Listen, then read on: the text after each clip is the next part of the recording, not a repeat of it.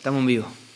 Hola amigos, qué bueno es por estar juntos. Creo que ahora que arrancó de nuevo un poquito el encierro, por estar haciendo esto, que creo que...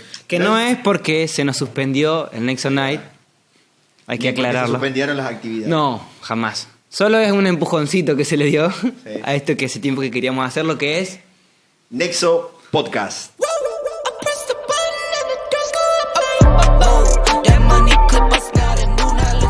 Mención especial a todos los pibes que están haciendo el aguante hoy. ¿Los presentamos? Por favor. Acá lo tenemos al management, que no se pronuncia así, no sé lo que acabo de decir. Franquito Ale, un aplauso para Franquito Ale.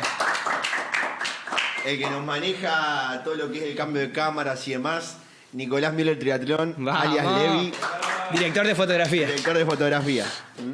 En la cámara, el maestro Picero, el maestro mayor de obra, el señor Agustín.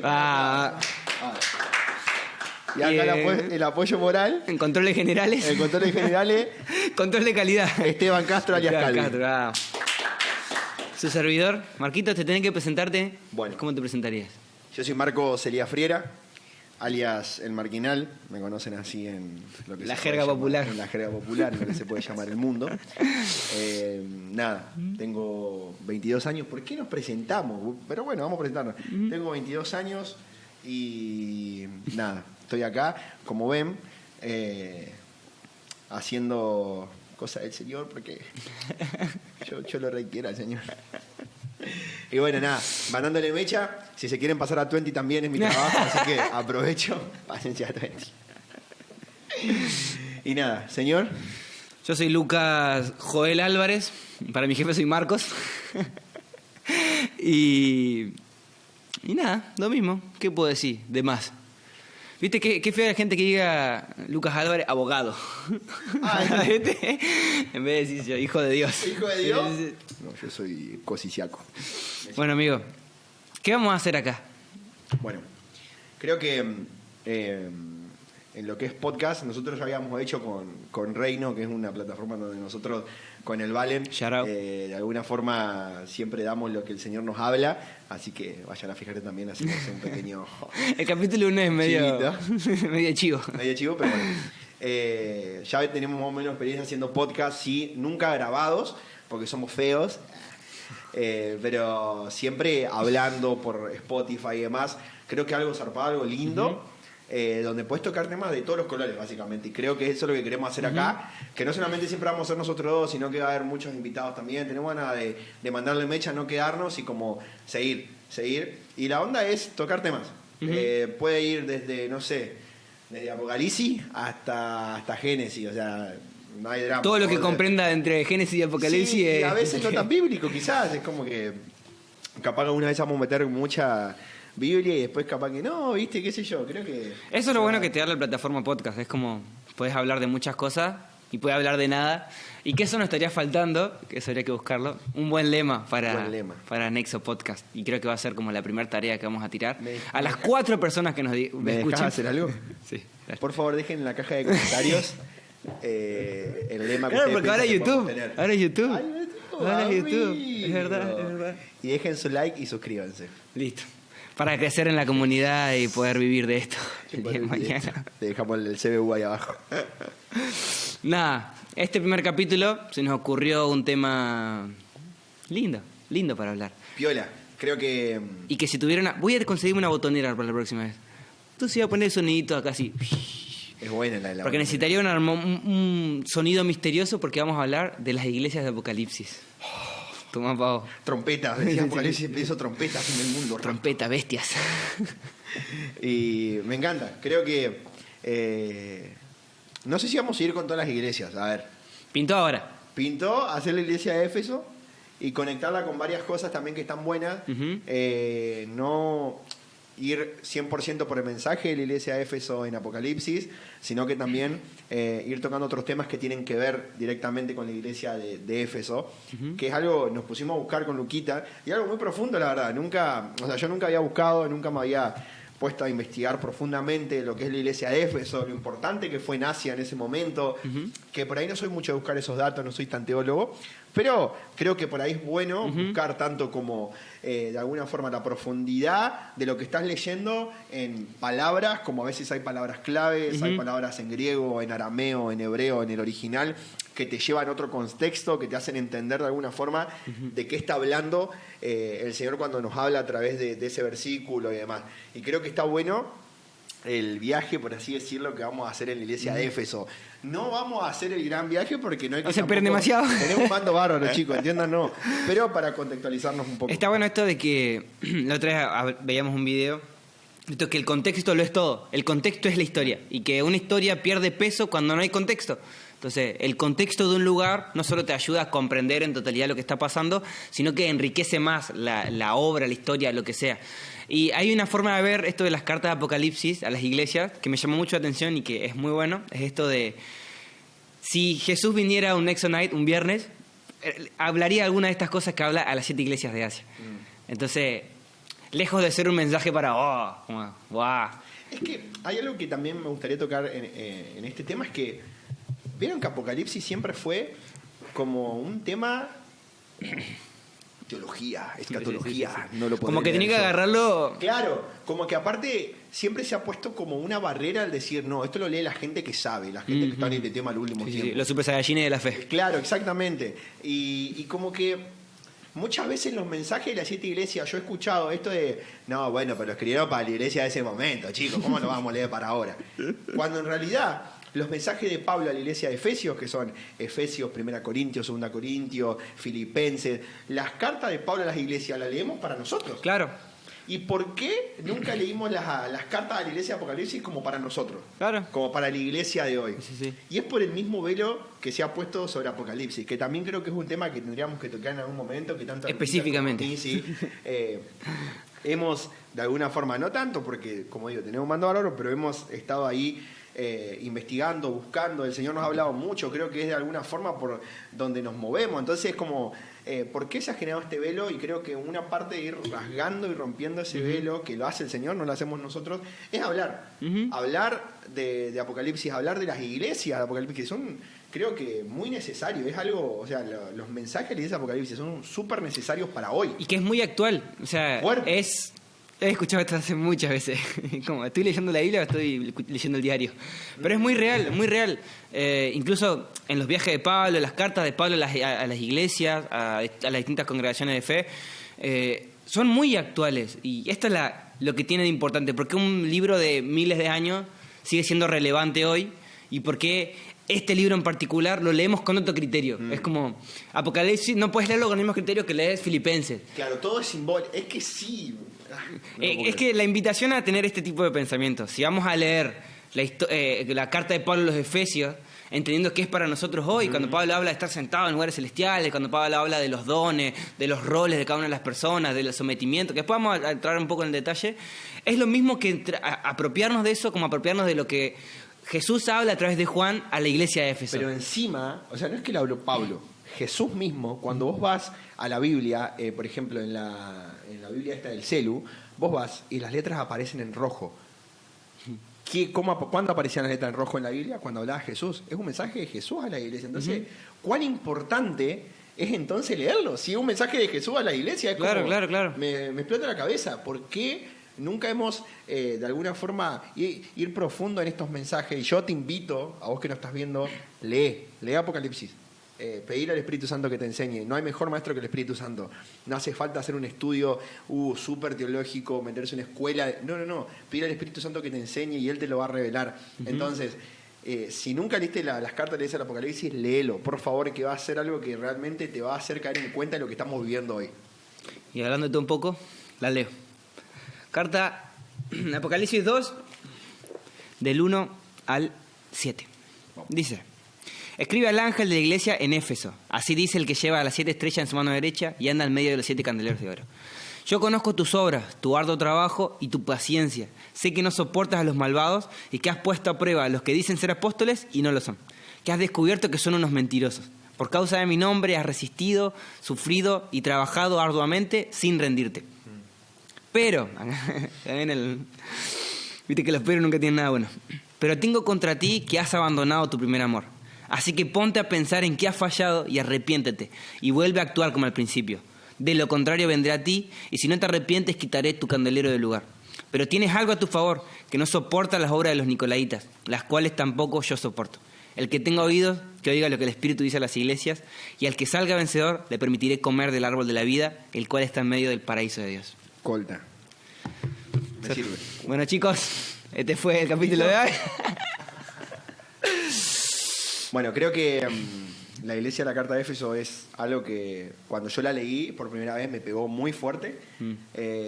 Por esto de, son una masa ustedes, es el verdadero. Vos sos una masa. La gente que está ahí no se dan cuenta quiénes son los falsos profetas, tienen discernimiento, son una cosa de loco. Pero se olvidaron del primer amor. En otra versión dice, ya no se aman entre ustedes ni me aman a mí como antes. Y eso fue algo que a mí me cayó una ficha de decir, ¿cuándo hay de alguna forma un síntoma de que perdiste el primer amor? Cuando no estás amando a tu prójimo, cuando no estás amando al otro. Volvemos al primer y el segundo mandamiento. Ama al Señor tu Dios con todo tu corazón, con toda tu alma, con toda tu mente, y ama a tu prójimo. Entonces creo que va de la mano esto de que ¿cómo te das cuenta que perdiste el primer amor? Cuando no estás amando al otro, cuando no estás amando a tu prójimo. Eso es importantísimo. A mí me re pegó porque yo digo, pero ¿cómo sé que perdí el primer amor? Si yo oro todos los días, si yo voy a la iglesia... Y no tiene que ver con la pasión o el hambre que puedas llegar a tener, ni por las manifestaciones sobrenaturales, ni por el activismo tampoco. Ni por llorar. ¿Cuántas veces confundimos? No tuve la presencia del Señor, porque lloraste, y hay veces que no llorás y no pasa nada. Y no es así. No tiene que ver con un amor romántico, sino tiene que ver con estos dos mandamientos que decías vos. Y que uno se refleja en el otro. Jesús mismo lo dijo. ¿Cómo pueden decir que me aman a mí si tenés a tu hermano al lado y no lo amás? ¿Entendés? Entonces, eso se refleja. Hablando de texto y contexto, un texto fuera de contexto es un pretexto. Ahí te metí. Sabemos que si lees un poquito la Biblia, si has ojeado, aunque sea el índice, sabes que Éfeso, la carta de Éfeso, no es el único lugar donde aparece esa palabra. Apareció una banda de veces, amigo. Yo no la puedo creer. Hay una epístola de Pablo a Éfeso, pero tiene su raíz y antes de caer en la epístola, en la carta de Pablo a los Efesios, hay que ver cómo llega Pablo a los Efesios, porque es muy importante. Y te voy a contar, te lo resumo así nomás. Díselo, Lucas, díselo. Simple. Sí o sí, la llegada de Pablo a Éfeso es en el capítulo 19 de Hechos. Que si lo ven, tiene un título que dice Pablo en Éfeso. Pero todo simple. Todo remonta a partir del capítulo 15. Voy a tratar de hacerlo lo más corto posible. Capítulo 15, Concilio de Jerusalén. ¿Qué pasa en el Concilio de Jerusalén? Un montón de cosas, léanlo. Pero en resumen, lo que podemos rescatar de esto, en cuanto a lo que a nosotros nos importa hoy, es que Pablo y Bernabé, que eran el LeBron James y Kyrie Irving, se separan. Se pudre todo porque había un tercero ahí metido llamado Marco, no voy a decir nada al respecto, había un tercero metido, se pelearon. ¿Y qué pasa? Se va Pablo con Silas. Pablo y Bernabé Bernabé es su mejor amigo, su primer compañero de aventuras, el que confió en él, el que salió a defenderlo, se separan. La Biblia no da más detalles, se separan, listo. Pablo sale con Silas. De Silas, primer parada después de juntos es Filipos. Filipos, pasan un montón de cosas, la cárcel de Filipos, Pablo y Silas cantando en la cárcel, el terremoto, el carcelero, entre otras cuestiones. ¿Quién aparece ahí? En la tercera espada del tridente, Timoteo. El guachín. The real Timoteo. Y ahí empezó el Big Three, ¿viste? Después está en Filipos, se cuestiona. Entonces, esto es una narrativa que se repite todo el tiempo en la vida de Pablo. Pablo está, hay quilombo. Donde Pablo está, hay quilombo. Sí o sí. Incluso, más adelante está esta frase muy conocida que dice... Cuando Pablo llega a una ciudad, dice... Los que andan alborotando al mundo entero llegaron aquí. O sea, era el tipo que tenía una fama, ¿viste? Que vos lo veías y decías... No, mirá. Tener esa fama sabiendo de que muchas veces lo que siguen al Señor son... No es bueno, es bonito. Claro, y ahí va otra cosa que estaría bueno hablar después. Por ahí cómo acomodamos la Biblia a nuestra comodez, ¿no? Es el verdadero porque realmente Pablo llega a una ciudad y se alborotaba todo. No, pero ¿cómo vas a alborotar si el Señor es de orden? Bueno, justamente, al llegar a un lugar donde había tanta oscuridad, la luz misma, al de alguna forma llevar todo esto, todo el reino, generaba un alboroto. Porque el enemigo empezaba con todas. Pero ahora lo que vamos a ver, lo que pasó en la iglesia de Éfeso, todo el quilombo que se armó. Sí. Es que donde reina la oscuridad, la luz es desorden. Al toque. O sea, eso es simple, siempre. Donde reina la oscuridad, la luz es desorden. Aunque la luz sea orden en sí misma, en un contexto de oscuridad. Es desorden. Después de Filipenses, después de que llegaran Filipo, se cargan a Timoteo y van a Tesalónica, caen a Tesalónica. En Tesalónica, otro lío. Pablo va, como siempre Pablo hacía lo mismo. Llegaba a una ciudad, iba a la sinagoga, a los suyos, a sus hermanos, hablaba y le hablaba lo que Pablo decía era, aquel que crucificaron es el Cristo. Jesús, el que ustedes crucificaron es el Cristo. Chao. Algunos aceptaban, otros no aceptaban. En Tesalonicense lo que pasó, en Tesalónica, lo que pasó es que se armó otro lío y lo echan a Pablo de la ciudad. Está Jasón de entre medio, un amigo de la familia, bueno, chao, lo echan de la ciudad. De ahí se van a Berea, que es como si fuéramos de acá a Paraná. Se tomaron colectivo, se fueron a Berea. El Fluviale. Y dice que cuando llega ahí, que Pablo va a la sinagoga, empieza como siempre, la rutina, empieza a hablar, y dice que la gente de Berea tenía el corazón mucho más noble y aceptaban la palabra. La aceptaban, como que estaban más prestos a aceptar el camino. Predispuestos. Y los de Tesalónica escucharon que Pablo había llegado a Berea y tocaron la banda para Berea. Y habían aceptado, ¿qué dijiste? El camino. El camino. Eso es importantísimo. Muy importante. Si no sabían, no sé si Luquita iba a tirar esta data, pero antes no éramos conocidos como cristianos. Sí, pero como se conocía de alguna forma a los que seguían a Jesús, eran los del camino. Los del camino. El verdadero los del camino. Ahí vienen los del camino. Sí. Porque ¿qué había dicho Jesús? Yo soy el camino, la verdad y la vida. Entonces antes éramos conocidos como los del camino. Yo no lo sabía. Yo no lo sabía. Dato color. Dato importantísimo que antes a los cristianos le decían los del camino. Porque además andaba, es como curtían la calle. Curtían la calle. Estaban en la calle. No había iglesias. Estaban en la calle. La gente era en la calle. Vienen a de Tesalónica a Berea a hacer lío. Lo de Berea estaban todos joya, pero vienen los de Tesalónica, pum. Ahí ¿qué hacen con Pablo? Lo suben se pudrió tanto que a Pablo lo suben a un barco y lo mandan a Atenas, cruzando el mar. Lo mandan a Atenas y Silas y Timoteo van a pie. Así que se iban a encontrar allá. Pablo en Atenas es para un día hablarlo por completo porque es tremendo. Porque Atenas era Las Vegas, era una cosa de loco. De todo lo que se te ocurra. Y que ahí está ese suceso donde Pablo pasea un poquito por la ciudad y cuando va al Areópago, lo llevan al Areópago a hablar, que era como si fuera la plaza central donde todos se exponían. Y es interesante porque Lucas, que es el autor de Hechos, dice que los atenienses no querían escuchar nada que no sea nuevo. Entonces todo lo novedoso...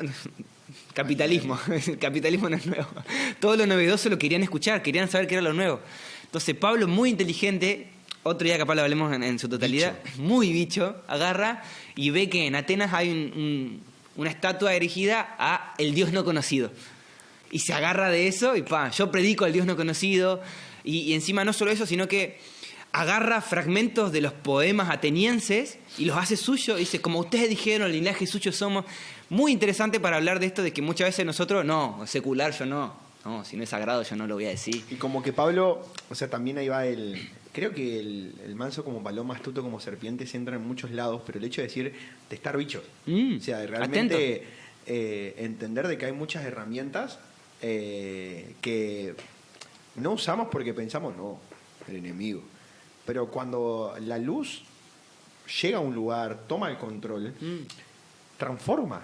O sea, transforma. Nosotros mismos, el Lucas, yo, los pies que estamos acá, amábamos la oscuridad. Estábamos en la oscuridad. Éramos oscuridad. Pero el Señor nos transformó. ¿Cuánto más? O sea, tomar recursos que usaban los atenienses para hablar del Señor, para que la gente se convierta con un fin, es tremendo. ¿Y cuántas veces nosotros nos privamos de eso? No.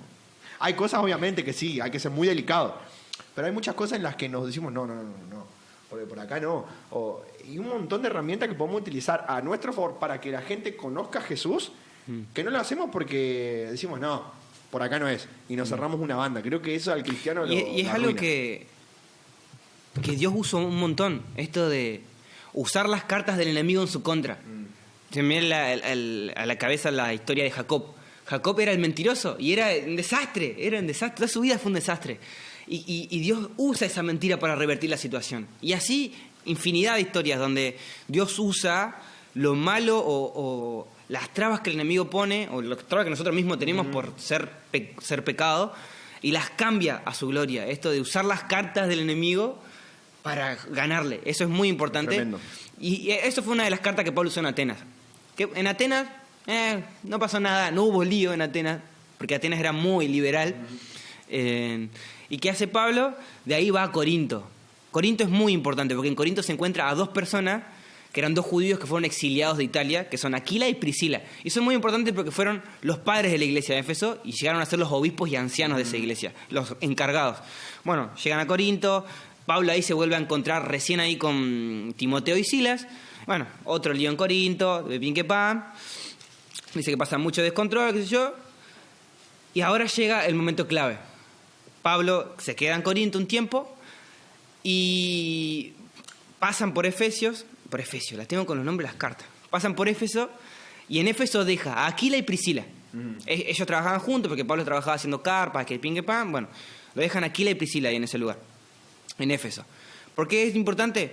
Después, antes de empezar el capítulo 19, que el título es Pablo en Éfeso, está la historia de Apolos. A Éfeso llega un judío, Apolos, y que acá Lucas lo narra como un tipo que sabía, era un tipo que encima hablaba y que esa gente que habla y decís, de una, como súper elocuente, tenía palabras importantes, predicaba a Jesús como Cristo, pero desde la escuela de Juan, de la escuela del arrepentimiento, del reino se acerca, arrepiéntanse. Y llegó hasta ir incluso a la sinagoga a discutir con los judíos. Y era un tipo que tenía mucho poder y además era muy conocido. Era un tipo muy conocido. No se comía ninguna. No se comía ninguna. Y además había sido transformado por el Evangelio.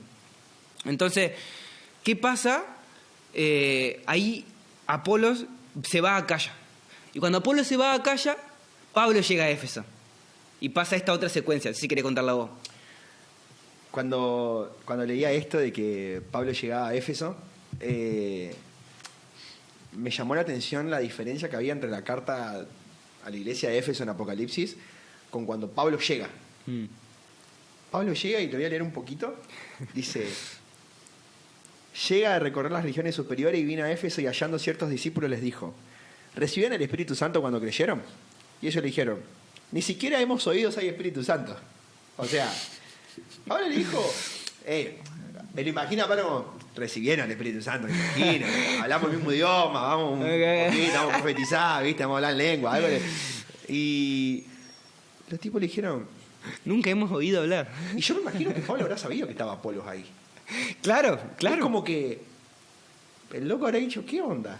¿Viste? Como que... Y que Apolos no es la primera vez, porque Apolos es el mismo que después Pablo cita, dice: yo planté la semilla, Apolos la regó, como ya claro, había... Y no hay que pelearse si es Apolo o Pablo. El verdadero, yo digo, habrá llegado con la cara así como diciendo: ¿qué? Y al toque Pablo le impone las manos y estos reciben, eran 12 creo, reciben al Espíritu Santo, empiezan a hablar en lengua, a profetizar, se pudrió todo. O sea, ya desde el vamos, cuando llega a Éfeso, se pudre. Y contextualizar un poco la ciudad de Éfeso. La ciudad de Éfeso cuenta que era aún mucho más, de alguna forma, más Vegas que Atenas. Era mucho más, era un lugar donde realmente había un templo a una diosa que se llamaba Diana, era un lugar de comercio importante, porque era como que, de alguna forma, según lo que leí... Era un paso a tierra entre muchos lugares. Claro, y era como que unía el oriente, iba con el occidente de Asia, entonces era como que era un punto justo de alguna forma, era el verdadero lugar donde se encontraba todo. Y era un lugar en donde había mucho comercio, donde había muchísima brujería, mucho satanismo. Era impresionante esa ciudad, cómo se manejaba así. Era muy idólatra, una ciudad realmente idólatra. Y cuando Pablo llega, me lo imagino ver todo eso. O sea, si fue a Atenas y vio que eran todos medio AGB, imagínate llegar. Y es como que el verdadero. Pero porque era tan fuerte lo que había en Éfeso. Y los que creían encima no tenían ni idea que era el Espíritu Santo.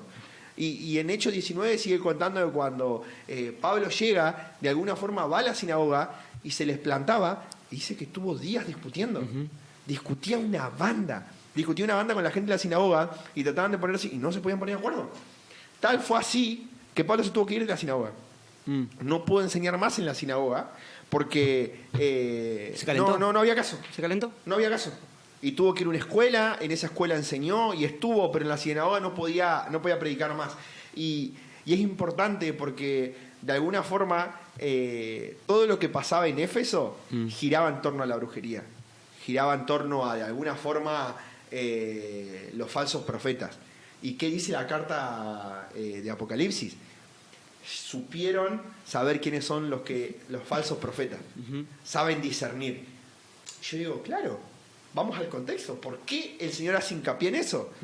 Porque ellos vivían en una ciudad rodeada de falsos profetas. Es ver esta tensión entre lo que Jesús veía en Apocalipsis de Éfeso, en lo que Jesús hablaba a Éfeso en las cartas y la realidad. ¿Por qué eran así? Es importante, un dato que ayer me contabas, esto de que el templo de Diana que había era una de las 7 maravillas del mundo antiguo. Mal. Quiero leerte una porción mira, del doctor Antípatro de Sidón, Antología, así se llamaba. Ah, pariente mío. Este fue en Grecia en el siglo 50.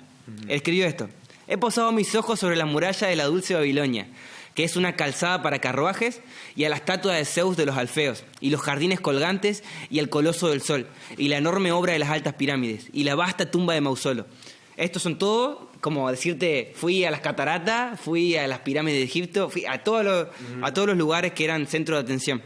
Pero cuando vi la casa de Artemisa, allí encaramada con las nubes, esos otros mármoles perdieron su brillo. O sea, vos imaginate lo que era ese lugar. Incluso yo lo estudié en la Facu y era una hazaña arquitectónica incluso, porque tenía 20 columnas, era enorme, era una cosa enorme que se veía de todos lados, porque encima estaba puesta sobre una península arriba de todo, se veía de todos lados. Entonces era un lugar muy importante y muy idólatra, muy idólatra. Eran muy pocas las personas que no estaban rendidas a algo. Y es algo que Pablo cuenta. Y aparte, que era, o sea, ser parte de esta secta de la diosa Diana te daba laburo. Porque la gente ahí laburaba con todo lo que eran los materiales de hierro, de plata, de bronce, donde hacían justamente de alguna forma esculturas de esta diosa y las recuerdo.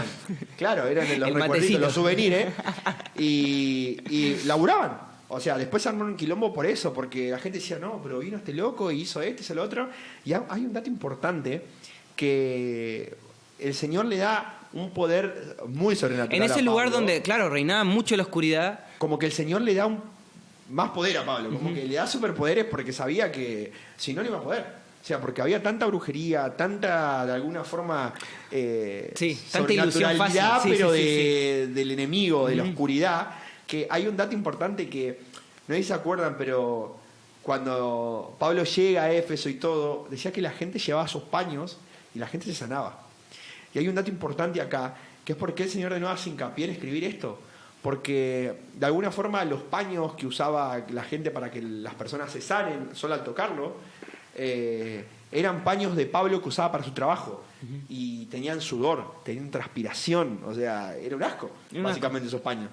Y lo que tenía la brujería de la diosa Diana y de todo lo que era en ese momento, siempre mirá qué contraste, tiene que ver con la pureza, con la ropa blanca, con lo limpio. Nada sucio entraba al templo de Diana. Y fíjate vos qué locura que el Señor haya usado paños sucios de Pablo para sanar a la gente. Una locura. O sea, y hasta hoy es hasta una herejía pensar de que el Señor, no, pero con algo sucio así, como el Señor. Ya que decir que alguien se sane por llevar el paño de otra persona ya es herejía. Me hace acordar con gorra va a pasar. Claro. O sea, y el Señor sanaba gente con unos paños llenos de transpiración de Pablo. O sea, y cómo también Dios es tan bueno y tan eficaz. Otra vez ver la historia de Pablo es muy importante para desconstruirnos nosotros. Me recostó decirlo, desconstruirnos. Esto de cómo muchas cuestiones que pensamos que son de una manera, no son. Y cómo Dios usa lo que tenemos y lo que no tenemos para hacer como Él quiere. De pronto es Pablo usando palabras de gente que no es suya y gente que no conoce a Dios. Es Pablo usando lo sucio. Es Pablo siendo inteligente y astuto a la hora de usar las cartas que Dios le da. Pasa otra secuencia en Éfeso que me causó mucha gracia, y que esto de estos judíos que empezaron a exorcizar gente en nombre del Dios de Pablo. Y es una secuencia muy fuerte, porque gente. Dice que eran unos hijos del sumo sacerdote, del sacerdote del lugar.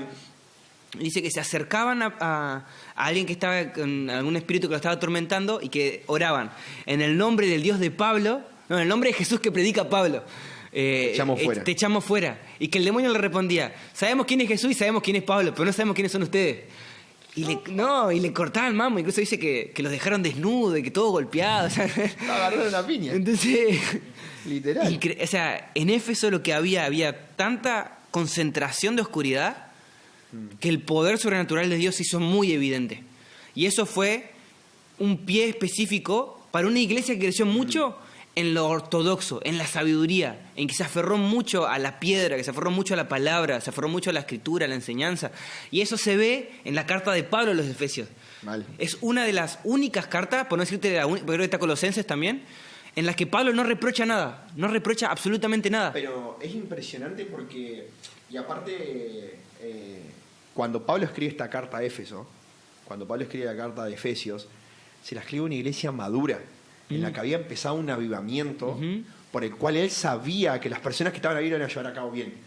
O sea, realmente de alguna forma les enseñaba y los afirmaba y les decía y oraba por ellos, que el Señor le da un espíritu de sabiduría y revelación en su persona, que los ojos del entendimiento les sean abiertos. Y la oración que tuvo Pablo es una de las oraciones apostólicas más fuertes, más arrapadas, y que cuando vos te la ponés a orar es realmente algo que vos decís, sí, es por acá. O sea, la oración que hizo Pablo. No es pavada.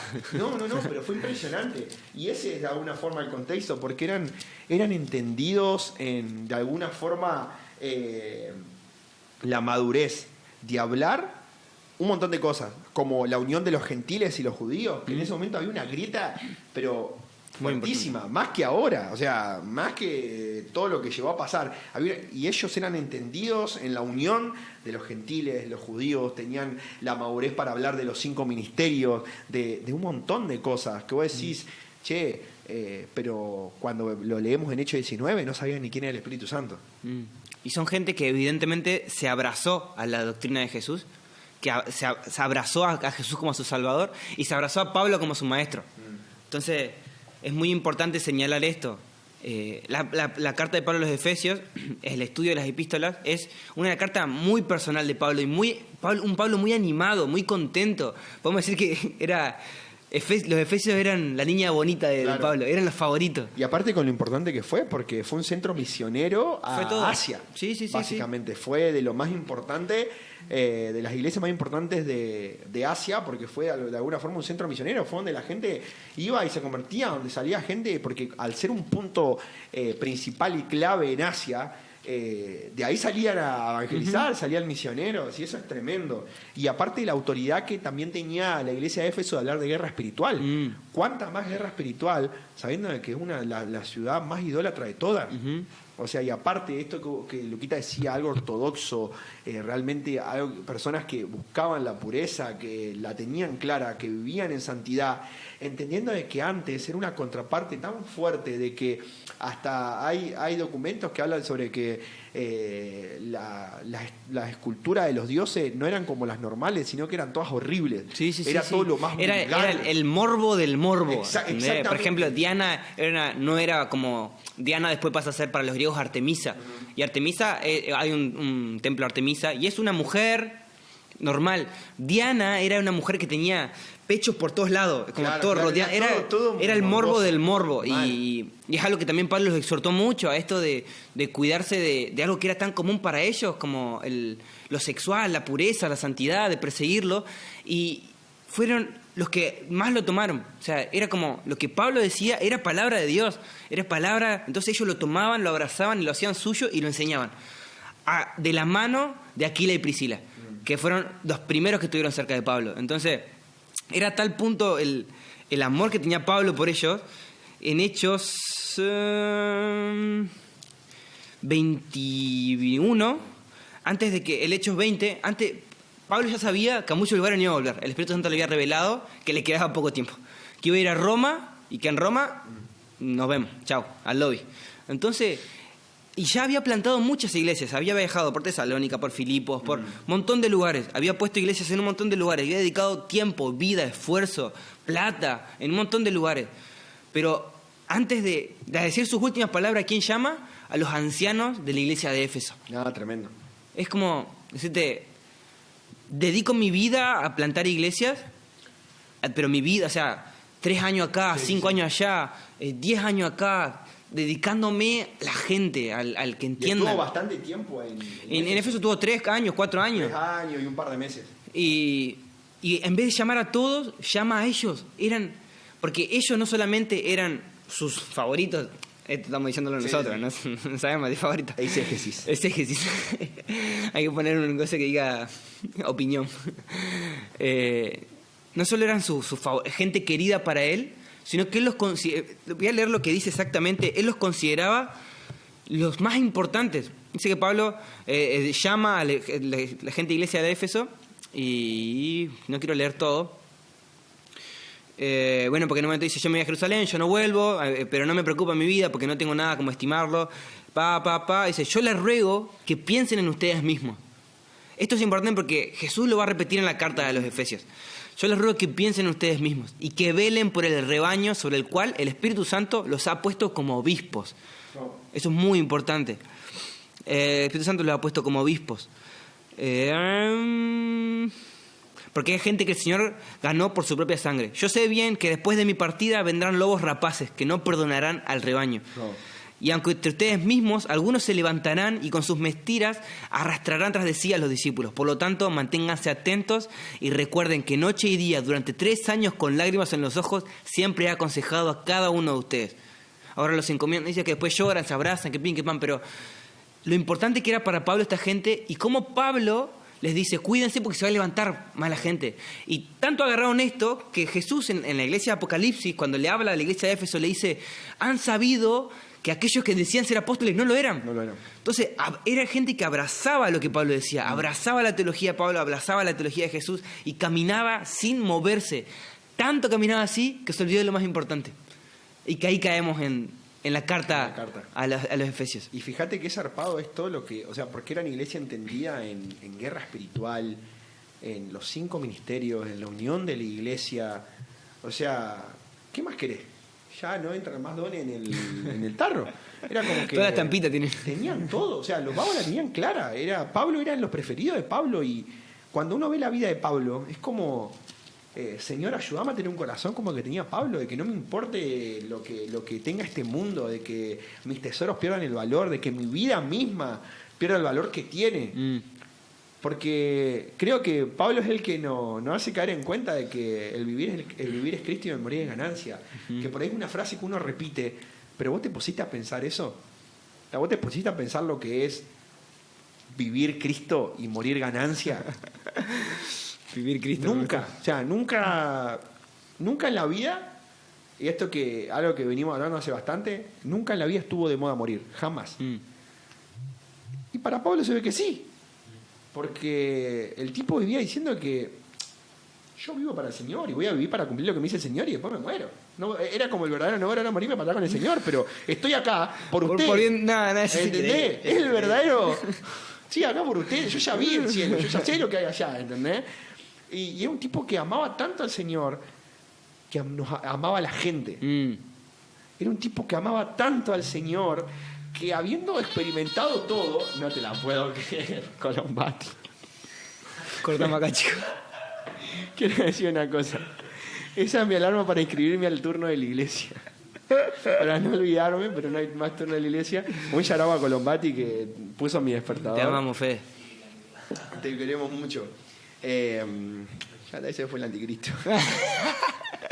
No, y fue tanto lo que amaba al Señor, que amaba a la gente y decía, yo con sudor, con lágrimas en los ojos, me quedé con ustedes, y el verdadero laburante de Cristo que se queda con la gente, aunque haya experimentado todo, aunque él tranquilamente se podría haber quedado y podría haber dicho, yo ya estoy acá, me planto acá, no, y el loco iba porque amaba a las personas, porque realmente tenían claro el primer amor y no lo perdía. Entonces, de tanto que se le depositó a la iglesia de Efesios, que después Jesús le diga, se olvidaron del primer amor, ya no se aman entre ustedes ni me aman a mí como antes. Y que hoy el Señor me diga a mí, Marcos, te olvidaste del primer amor, a mí me rompería el corazón. Porque creo realmente que ¿dónde fue el primer lugar? Y yo creo que ahora el Espíritu Santo va a traer esto de ¿cuál fue el primer lugar en el que te enamoraste de Jesús? ¿Cuál fue el primer momento? ¿Cuál fue realmente la hora, el momento exacto en el que te enamoraste de Jesús, en el que el primer amor llegó a tu vida realmente. Y es importante que te acuerdes de eso, porque podemos tener de todo, podemos estar a full en la iglesia, podemos tocar la guitarra en la iglesia, servir una remil banda, estar activando, evangelizando gente, saliendo, pero el primer amor, y yo creo que es importante siempre volver a esto. ¿Dónde realmente está el primer amor? ¿Dónde realmente estamos ubicando a Jesús en nuestro corazón? Porque muchas veces el activismo nos saca el primer amor, nos saca la intimidad, y creo que es lo peor que podemos hacer, porque hay hoy una canción de Mateo Brito que estoy escuchando mucho, que dice: yo le puedo dar de todo a los pobres, puedo tener miles de dones, puedo hacer una banda de cosas, pero si no tengo amor, nada valería. Y si nos desconectamos del primer amor, nos desconectamos de la gente. Y si nos desconectamos de la gente, no hay amor. No hay amor, ¿y de qué sirve? ¿De qué sirve ser una sal que no sala? ¿De qué sirve? Es como que el Señor está diciendo a la iglesia de Éfeso: amigos, está todo perfecto con lo que hacen, pero ¿de qué les sirve todo lo que están haciendo si no tienen el primer amor, si no me aman a mí? O sea, y hoy pensalo para tu vida, lo pienso yo para Marco, y digo: Marco, ¿de qué sirve todo lo que haces? ¿De qué sirve que tengas palabras lindas? ¿De qué sirve si no me amás a mí como me amabas antes? Si no me amás a mí como amaste al principio. Y yo creo que realmente es una pregunta que nos tenemos que hacer todo el tiempo. ¿Dónde está el primer amor? ¿Estoy realmente enamorado como el primer día? Porque una vez que nos desconectamos del primer amor, que perdemos nuestra amistad con Jesús, lo íntimo, nos corrompemos. Nos corrompemos. Y es como que el Señor avisándonos: no te olvides del primer amor. Me quedo con esto que decías de Pablo, de amo a Dios, conozco, incluso Pablo estuvo en el cielo, conocía, y este versículo que dice: me quedo acá por bien de ustedes, es amor a Dios. Amaba tanto a Dios y conocía tanto el corazón de Dios que sabía que Dios quería que él se quede. Y que, ya lo dije al principio, el amor a Dios se traduce en el amor a los hermanos y en el amor a la gente que te rodea. Y esta pregunta, en la carta de Jesús a la iglesia de Efesios, tiene una respuesta. Lo bueno, es muy pedagógico de Jesús de Apocalipsis, porque esto de: tengo algo bueno con ustedes, los felicito por esto, tengo esto contra ustedes, pero pueden salir haciendo esto. O sea, presten atención a esta forma de salir. Y ya desembocando directamente en Apocalipsis 2, Jesús dice: yo conozco sus obras, yo sé cada una de las cosas que hicieron, y eso es algo que es muy personal. Hay un momento en que Jesús te lo dice personalmente, esto de: yo conozco lo que estás haciendo, yo conozco las cosas que haces cuando nadie te ve, yo conozco tus obras. No solo lo bueno y lo bueno, sino también lo malo. Yo conozco tus obras. Y yo conozco tu arduo. O sea, es una iglesia que creció con lágrimas y llanto de Pablo. Es una iglesia que siguió cosechando con lágrimas y llanto. Es una iglesia que siguió sembrando con dolor, porque es una iglesia muy perseguida, en un ambiente totalmente hostil. Entonces, yo conozco tu arduo trabajo, conozco tus obras, conozco tu paciencia. O sea, era gente, lo dijimos todo el podcast, era gente que la tenía clara, era gente que hacía buenas obras, era gente que aguantaba, que perseveraba, que se ponía duro. Es increíble esto en las cartas de Jesús a las iglesias, que en ningún momento el mejor ataque era la defensa. En ningún momento Jesús le dice: vayan y ahora en el nombre. No, resiste. Y es muy loco, porque el que resiste es el vencedor. No el que va de frente, no el que resiste. Es un llamado a la resistencia todo el tiempo, es un llamado a aguantar. No dice: no te va a doler, no te dice: no, aguantar, resistir, puesto los ojos en Jesús. Pero Jesús le da la salida a esta situación. Yo tengo entendido que has abandonado el primer amor. Así que ponte a pensar en qué has fallado y arrepiéntete y vuelve a actuar como al principio. Y que el vuelve a actuar como al principio, a veces decimos: no, pero yo creo que el Señor es el mismo siempre y se renueva. Y volver al principio no es porque creo que cuando el Señor nos encontró por primera vez, nos encontró chaco. Y yo me acuerdo, y es como que digo: me estremece un montón, porque es como que yo me acuerdo cómo el Señor me encontró al principio, cuando yo le dije que sí sin entender mucho de lo que era, y cómo el Señor confió en mí, y probablemente no puedo hablar de otra cosa porque es lo que realmente el Señor hizo conmigo. No puedo entender cómo el Señor, al primer momento que yo le dije que sí, me dijo, yo quiero esto, yo quiero que hagas esto. Pero Señor, no estoy preparado para hacer esto. No, yo confío en vos. Yo confío en vos. Y yo tomo este volver al principio, no como volver al Marcos que era antes, sino realmente a volver a decirle que sí como al principio. A volver a hablar con Él como al principio. ¿Cuántas veces por estar tanto tiempo en la iglesia, por estar sumergidos en el activismo, que está bueno, nos olvidamos de esto? Y ya nuestros momentos con Jesús son... dale. Bueno, Señor, esto. Yo en estos días me di cuenta que... Vos sabés que me di cuenta muy fuerte de que había cosas que no le había contado al Señor, que las tenía en mi mente. Y es como yo decía, Señor, tengo tanto de contarte.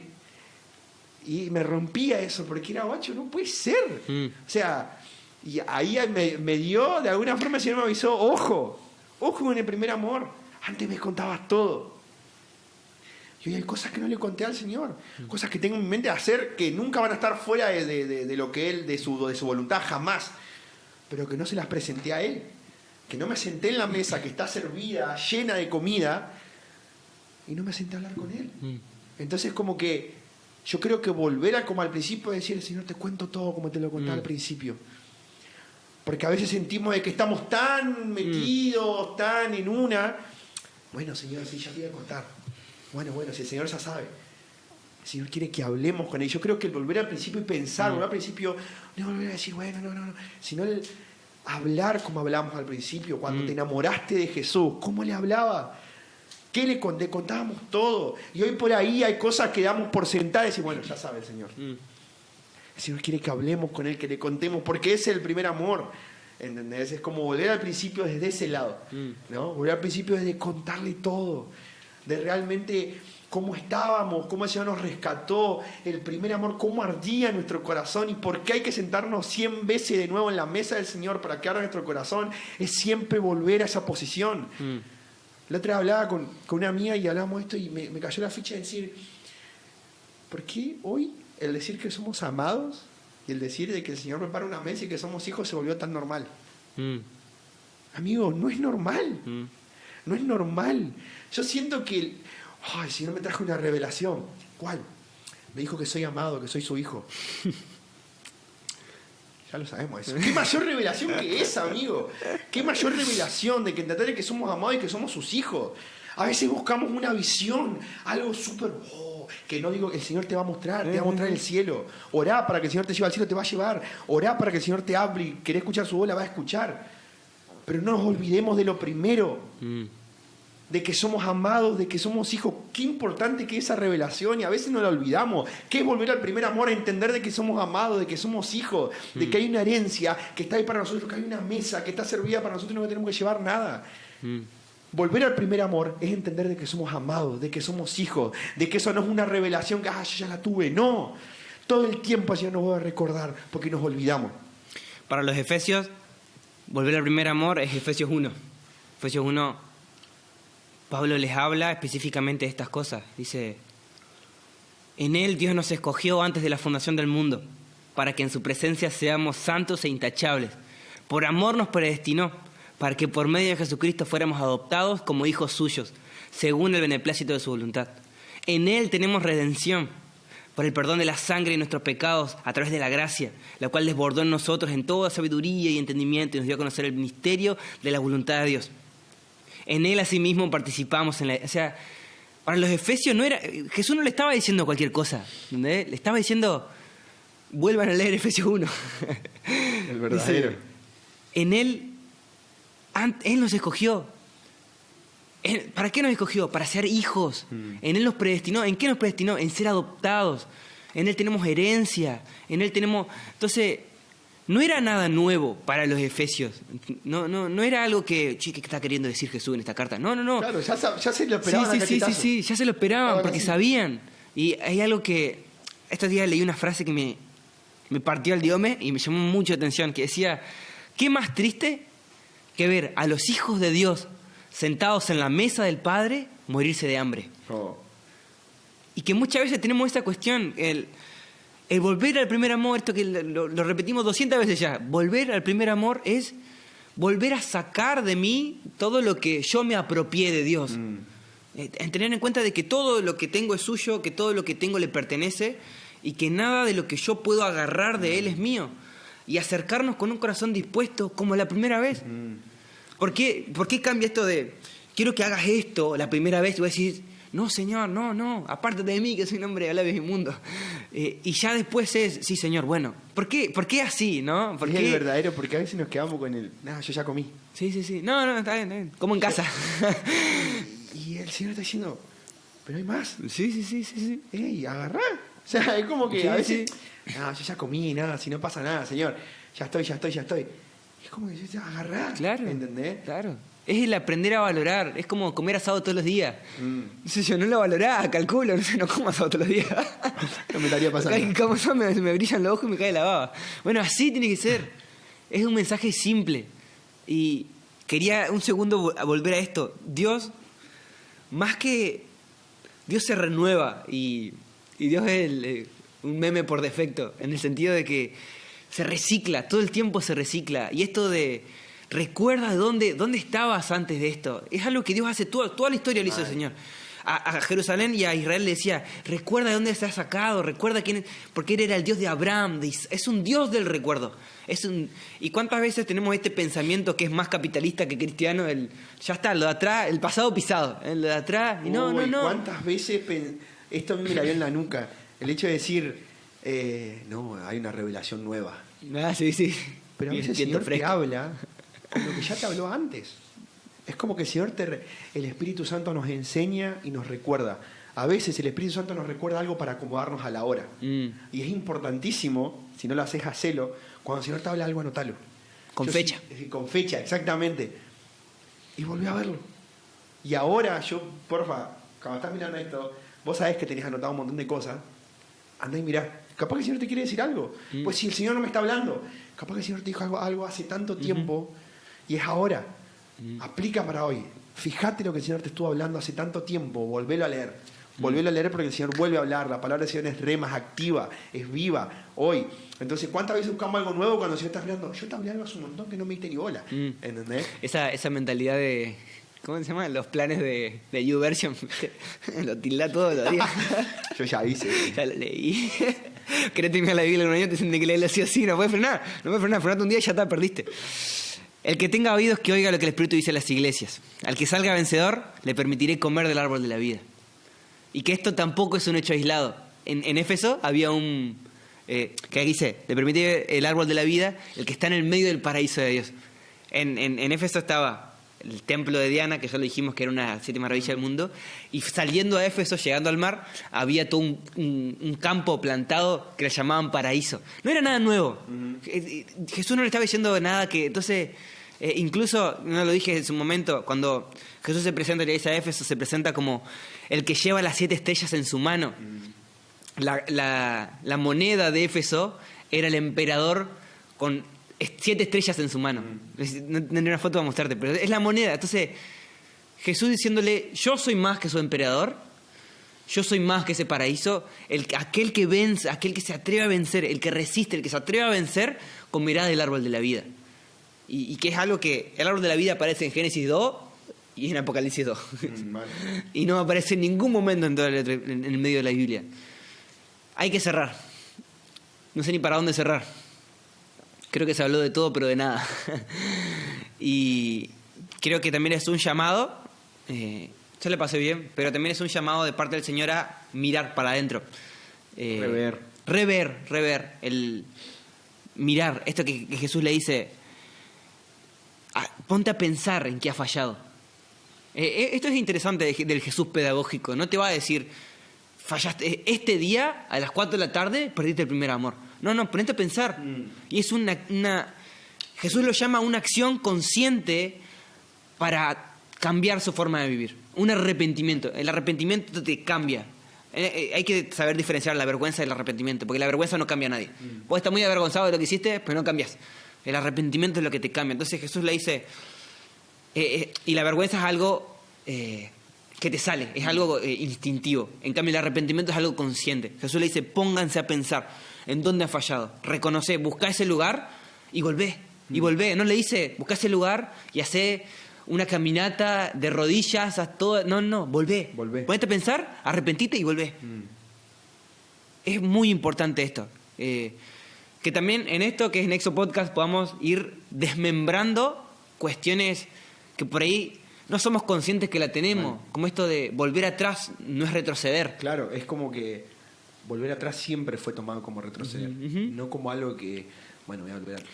No, está mal, ¿cómo volver atrás? Sí, no. Pero creo que en este caso es importante y también el entender, creo que también para cerrar, es que puede ser una masa como la iglesia de Éfeso. Pero eso no te hace estar exento de perder el primer amor. Y que es lo que más tendencia tenemos. Entonces, es importantísimo rever adentro de nosotros cómo está nuestra casa, cómo está la casa del Señor, y decir, ¿estoy realmente viviendo el primer amor? Y acordate que uno de los síntomas de perder el primer amor es no amar a tu prójimo.